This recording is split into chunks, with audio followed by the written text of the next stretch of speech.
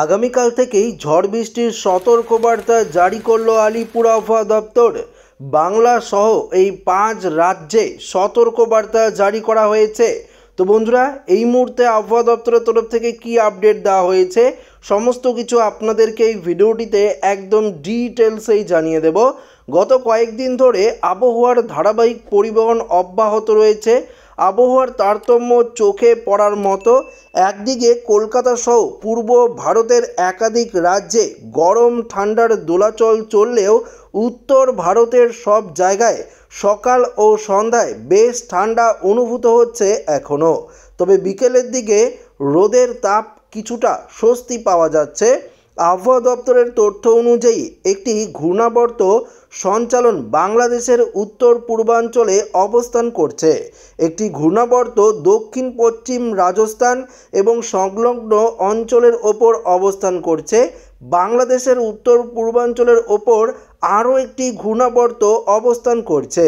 একটি পশ্চিমী ঝঞ্ঝা উত্তর আফগানিস্তান এবং সংলগ্ন এলাকায় সমুদ্রপৃষ্ঠ থেকে 3.1 থেকে 5.8 কিমি উপরে অবস্থান করছে।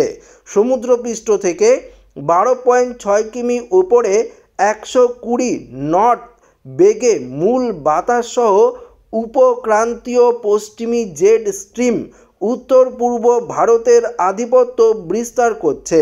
15 তারিখ পর্যন্ত অরুণাচল প্রদেশে হালকা বৃষ্টিপাতের পূর্বাভাস রয়েছে। তুষারপাতের সম্ভাবনা রয়েছে বেশ কয়েকটি রাজ্যে। আবহাওয়া দপ্তরের মতে 11 থেকে 13 ফেব্রুয়ারি পর্যন্ত বজ্রবিদ্যুৎ সহ ভারী বৃষ্টির সম্ভাবনাও রয়েছে।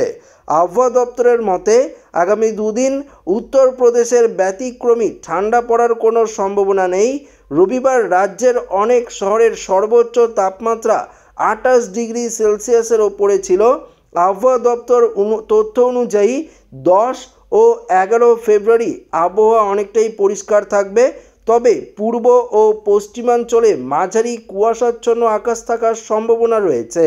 12 থেকে 15 ফেব্রুয়ারি পর্যন্ত আবহাওয়া অনেকটাই সূক্ষ্ম থাকতে পারে।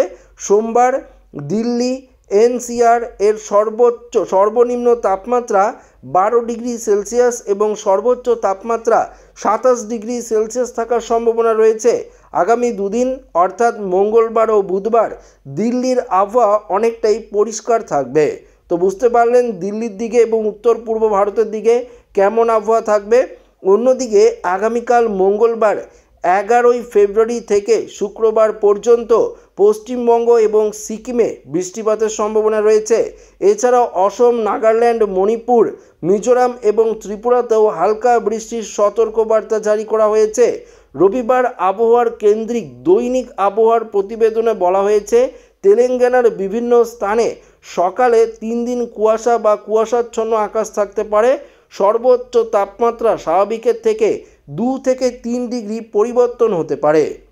অন্যদিকে আমাদের পশ্চিমবঙ্গের উত্তরের দিকে আগামী 24 ঘন্টায় দার্জিলিং, কালিম্পং জেলায় কিছুটা বৃষ্টিপাতের সম্ভাবনা রয়েছে। দার্জিলিংয়ের উঁচু পার্বত্য এলাকায় হালকা তুষারপাতেরও সম্ভাবনা রয়েছে। তবে দক্ষিণবঙ্গে আগামী কয়েকদিন তাপমাত্রা অনেকটাই ঊর্ধ্বমুখী হওয়ার সম্ভাবনা রয়েছে। তবে 13 তারিখে দক্ষিণবঙ্গের উপকূলবর্তী জেলা, বাংলাদেশের উপকূলবর্তী জেলাগুলিতে হালকা পশলা বৃষ্টিপাতের সতর্কবার্তা জারি করা হয়েছে আবহাওয়া দপ্তরের তরফ থেকে।